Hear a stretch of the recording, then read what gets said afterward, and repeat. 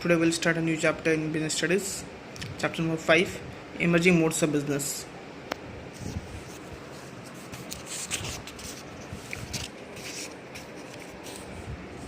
Here the first topic what we have is e-business, meaning, scope and benefits.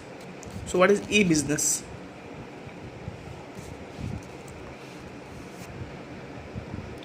So definition of e-business, what is given here.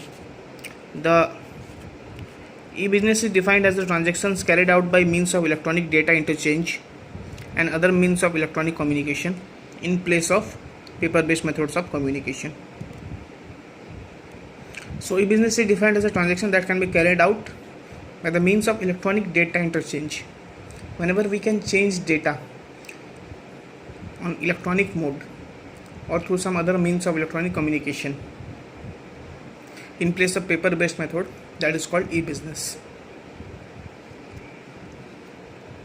Now we'll see e-business versus e-commerce. The term e-business and e-commerce are often used interchangeably, but there is some difference between them. E-business and e-commerce are different. As business is wider term than commerce, business includes all those activities which are directly not related with the buying and selling of products and services, but commerce is only about buying and selling of products and services.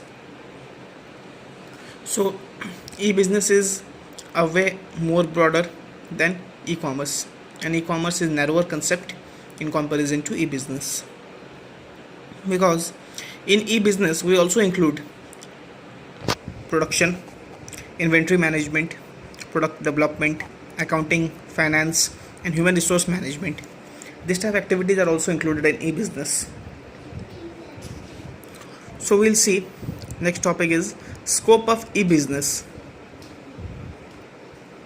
E-business has very vast scope as it covers all types of business functions conducted through internet.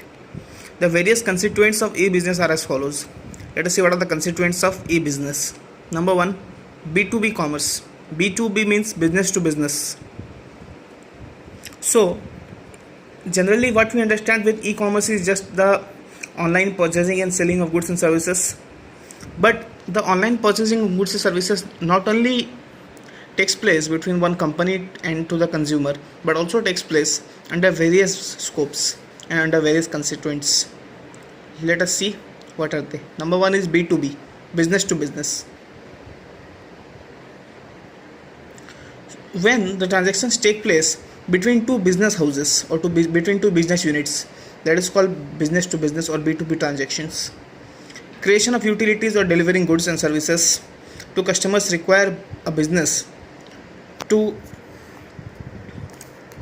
interact with a number of other business firms. For example, supplier or vendor of a diverse input with a number of distribution. Supplier or vendors need to pass through diverse inputs or channels of distribution. When an automobile manufacturer needs to assemble different type of components which are being manufactured by different firms. For example, when we buy a car from any company, for example Maruti Suzuki, in that case each and every component of that car is not manufactured by Maruti Suzuki itself, but it purchases and assembles all the components of that car, makes the car ready to sell and then provides to us.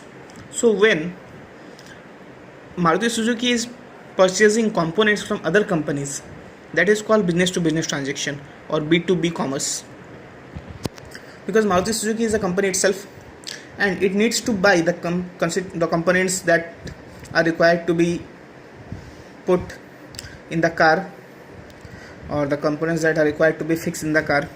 Those components are to be purchased by the Maruti Suzuki from other companies. So that is called B2B commerce. Next is B2C, business to consumers or customers. So the transaction that take place between a business firm and a customer is called B2C commerce, business to customer commerce. It's not only the online purchasing of goods that we do through various websites of e-commerce like Amazon, Flipkart, Myntra, eBay, Zebong.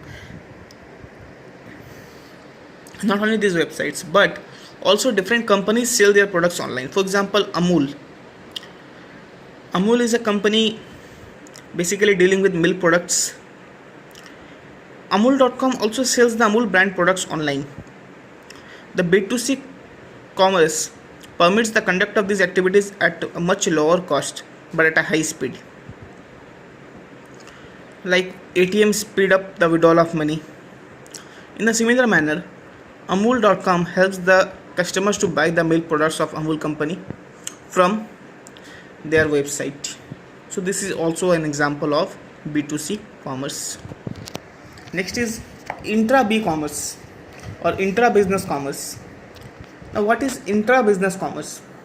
In large organizations, there are different departments like production department, marketing department, research and development department, human resource department, legal department.